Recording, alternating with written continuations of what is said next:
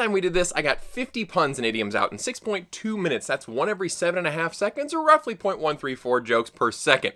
Now, those are rookie numbers. 3, 2, 1, go! Zootopia had audiences stampeding into theaters, while Elemental got a lukewarm response. Today, let's look at why one soared with the eagles while the other couldn't float on the breeze. Just for perspective, let's look at the money. Zootopia utterly dominated the box office, pulling in serious bills. I'm talking over $1 billion ducats. That's a lot of bucks. Compare that to its relatively small budget of $150 million. That's about like flipping a pony to a monkey, isn't it? Meanwhile, Elemental looked to be radioactive at the box office at first, but started to progress, catalyzed by an "it's not as acidic as we thought" word of mouth. It was a slow burn, but worldwide, the final product was cumulatively $500 million, a fractus of Zootopia. Balanced against its lavish budget of $200 million reactants, it more or less broke equilibrium. Whether or not it lost money, it contrailed what a normal Pixar movie brings in, which used to make it rain ticket sales until a few years ago when Lasseter was told to kick rocks. Money doesn't prove everything, but it's worth mentioning. Now, let's dive into the plot. Bear with me while I pause right here to remind you to droplet a like for me. Come on, it's easy breezy. Boom, did it! Had it both ways. No regrets. What separates Zootopia from the pack is that it had multiple subplots to herd the story along. It wasn't some boring sloth through one story. We had Judy, who has a heart of gold. Seriously, 24 carats, you will rapidly fall for her. Her dream is to be a cop, which drives the beginning of the movie. Her optimism and tenacity are irresistible. Dave, what does she have? Exactly, she's a real eager beaver to prove herself. She meets Nick the Fox, who starts as a cheetah, but then links with Judy on a journey of becoming a better person. Being a fox was smart. It would have been a huge plot hole if he was a leopard. When they were trying to get past the wolves, he would have been spotted. Then we have the search for the missing mammals. Fortunately, there were no missing crows, because you can't have a murder in a kid's movie. Come to think of it, there aren't many birds pheasant in the city at all. Or cows. The district seemed to lactose. But there was ice cream. Don't think about it too much, it gets weird. It's too bad because cows make great informants for the cops. They hear all the lowdown. They also make great comedians. Very amusing. Several animals were missing. There were no seals. Fun fact about seals, they don't have a nightlife. They don't like clubbing. Okay, so what do I got to work with? Jimmy, does the city have any birds or fish? Ain't nothing but mammals. Okay, that complicates things. Some of these jokes are not going to qualify. Looks like no lizards either? We'll have to monitor this situation for the sequel. When the search takes too long, we find the chief doesn't buffalo and demands Judy's badge. This solidifies her team with Nick, and they follow a haunch to go on the hunt to find the mammals. They hoof it out of the rainforest, knowing they too can solve the case. In a twist, it looks like the mayor is the main villain, but he was just lying to protect his job. It was actually the sheep that was operating in the background. She's a real snake in the grass. We also see real character growth, especially in the two mains. There's a vital moment when Judy needs to give a speech, but she's gonna chicken out. She doesn't know what to say. Kat's really got her tongue, but Nick is there to help. He's like, look, you can kill two birds with one stone. Look smart while not answering the question. It turns into a bad hair day when Judy opens up a whole can of worms, hopping to conclusions with her talk about biology. Nick's fears are confirmed that it really is a dog-eat-dog world, and that realization is rough. Judy knows that she's in the doghouse and is disillusioned with the new world that ensues. Nick and Judy bark well together, but realize they both have biases and work past them to be a great team.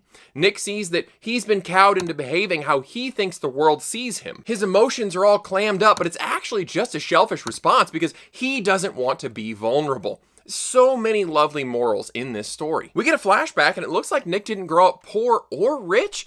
You know what you say when you see a modest fox home? Okay then. Zootopia works because it never slows down and isn't full of fluff. It's very efficient, very little fat. That's why it's so dear to people. They also kept the theme strong but vague without trying to ram a specific idea down your throat. Prejudice is bad, but they didn't say exactly which prejudice. This movie works anywhere in the world and parallels could be drawn to any racial or cultural conflict. It didn't badger you with Current year. American social politics. Am I excited for Zootopia 2? You bet giraffe. I'll be in theaters on opening day. I know it's gonna be a hoot. So how would I rate Elemental? I'd give it a 14. It must be stated that by this I mean it was extremely basic. It's clear Pixar's good ideas are gone, and the stories suffer for it. The plot was just foggy and got bogged down trying to cover too much ground.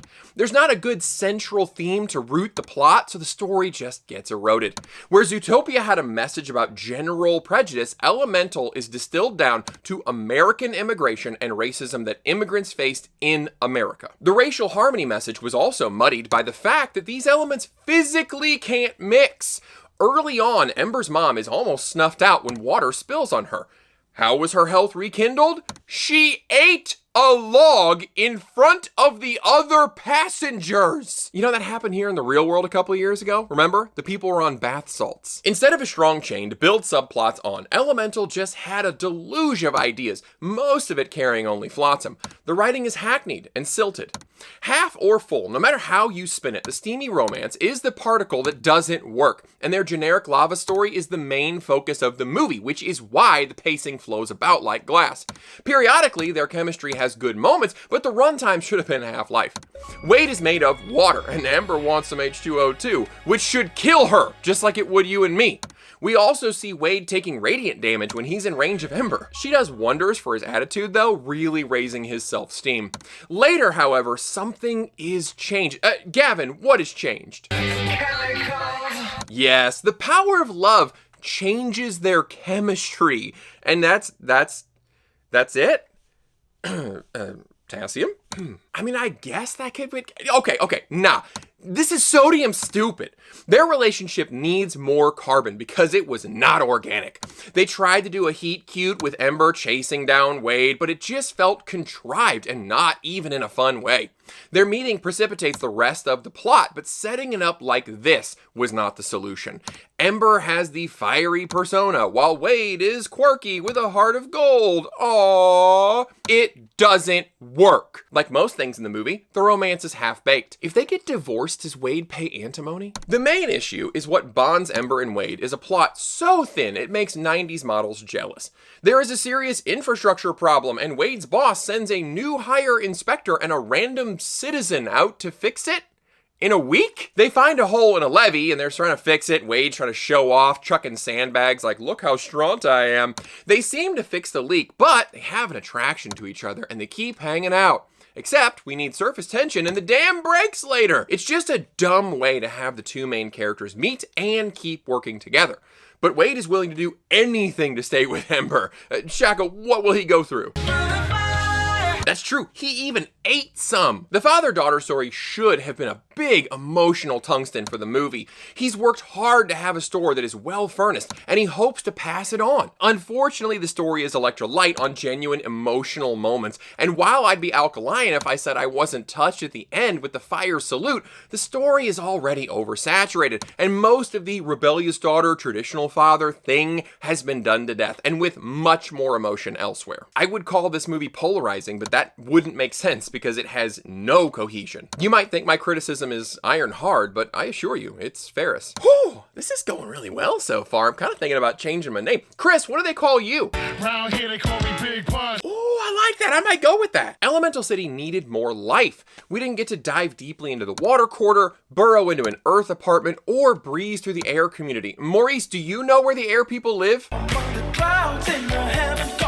I'm gonna go ahead and claim 4 points for the lyrics and the band name. Thank you. And it's a wonder the Earth folks aren't mortified that the fire people are eating pressed wood. The fire folks could have easily just had like a light soup. Call that photon. They sell it in the shop like ramen in discrete packets. Make it a meal, serve it with a drink, charcola. You want representation? Fire kids could be different colors. They're on the spectrum.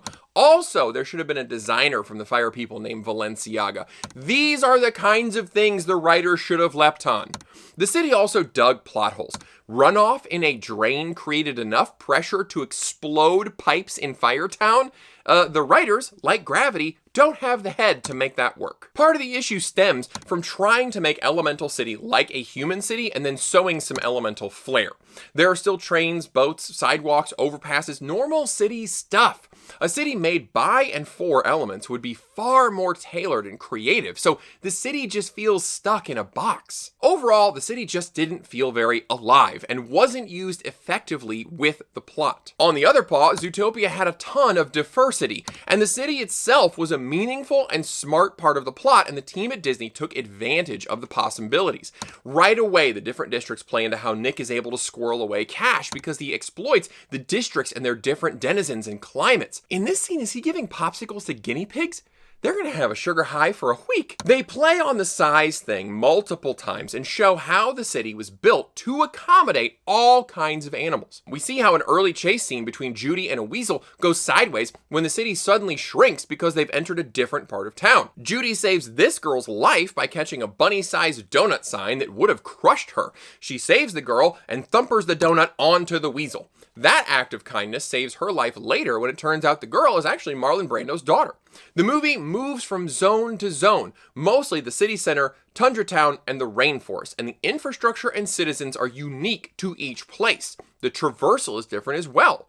Part of the plot is resolved by the rainforest having cameras to monitor rush hour. They do have a lot of different transportation, but they didn't make the mammals fly, and that's a rookery move. Where Elemental City served as a backdrop to the action, Zootopia feels like a living, breathing thing, almost like another character, and Nick and Judy's story isn't just pasted on top of it, they interact with the city. It was utterly fantastic. Elemental had annoying side characters that didn't add enough activation energy to the story. Claude was supposed to be comedic relief, trying to get Ember to peat his game. He obviously wanted a reaction, probably backside attack, but his whole plot was just barren. He created a useless hole in the story because he was boring. If they weren't going to seed his character with purpose, they could have planted some better pickup lines. Like when she leaves the store, he could have been rapping, "I like big trunks and I cannot lie. Other ground cover can't deny. When a fiery girl with an itty bitty waist puts phosphor ass in your face, you germinate." Or, "Girl, that body's so hot it got me like a burnt pistachio. Make me want to combust a nut." Or, "Hey girl, you ever been dated by a geologist? Let me check your strata. I'll show you a Cambrian explosion." And then she could have shut him down with like, "The only strata you're gonna see is the stratosphere when I launch your grass into the sky." Or he could have offered to show her a stick pic. I have more, but let's crop it here. I'll leave it alone. The trouble with kids movies is you can't do some jokes. Like there could have been a scandal where either an Earth or a Fire girl started an olefins, or an Earth person is in trouble with the cops for selling rock. Ah, well, you just can't do that. The Cloud Woman was a big miss as well. I'm serious, she's mediocrous at best. She could have just been burnt off the script entirely and Nimbus would have missed it. I'm glad she wasn't a villain though, and they didn't bring in any kind of witchcraft. When she got all spun up and started slinging spells, she would have been cyclohexan. It would have been volatile. And possibly carcinogenic. These characters don't do anything. They just get brought up, but then the story will bury them. It's ironic that the movie is about bonding, but these two don't share one to each other or the plot, really. It would have been better to gain some electrons and reduce their roles or cut them entirely. Meanwhile, Zootopia actually has side characters. Now, I know what you're thinking. Horny writers can fall into the rut of constantly telling dirty jokes in kids' movies, but Zootopia avoids this. Other than the multiplying rabbits bit. This movie is a real teat, but didn't overdo or milk the animals for jokes. Nick and Judy don't hog all the screen time, which is why this movie is not a bore. Zootopia is efficient, and there are few animals introduced that don't come up again to complete the story. They don't just use a character to go for a quick laugh and then never use them again. Everybody has their porpoise. Gideon the bully, the weasel from Judy's chase, the girl she saves from the donut, the front desk cheetah. Even though these characters are mostly in the background, they serve a vital purpose and aren't just tossed in to pad things. One thing leads to another naturally. Judy saves the girl from the donut, and her kind act saves the duo from getting iced later. The scene with Mr. Big was also an insight into Nick's world, revealing that he has made a bad name for himself and will try to outfox anyone, including a shrewd mafia boss. Once that's resolved, Mr. Big is used to get information from Duke Weaselton. Weselton. Duke of Weselton. Who Judy was chasing earlier. These things weren't random. They were used for character and plot growth. Clawhauser at the front desk is goofy and lovable, so that Judy's actions sink in that much harder. Meow that she has unleashed a wave of anger at all predators, even silly little Clawhauser. Gideon exists as a mean bully and then shows up to teach Judy that people grow and change, and she was wrong to prejudge Nick. Now Gideon wolfs down pies. Even the Naturalist Club manages to package our meaning into a short sequence. The qualities we assign to animals are only fur deep, as demonstrated by the elephant having zero memory, but the yak remembers everything, all while giving all the credit to the elephant. This is great foreshadowing that everybody sees animals as fitting into boxes, not just Nick. There's real emotion in some of these animals. Mrs. Otterton is desperate to find her husband, and anyone with a bleating heart would feel for her plight. At the end of the day, Zootopia remains popular. People are still yakking about it years later, while Elemental is already gone with the wind. What I'm trying to say is, Zootopia's the GOAT. Whew, okay, stats should be up here somewhere. I hope you enjoyed this as much as I did, and a big thanks to the Gregulars who gave me more punny ideas for this one. We'll do it again next year. I appreciate you watching, and I'll see you next time.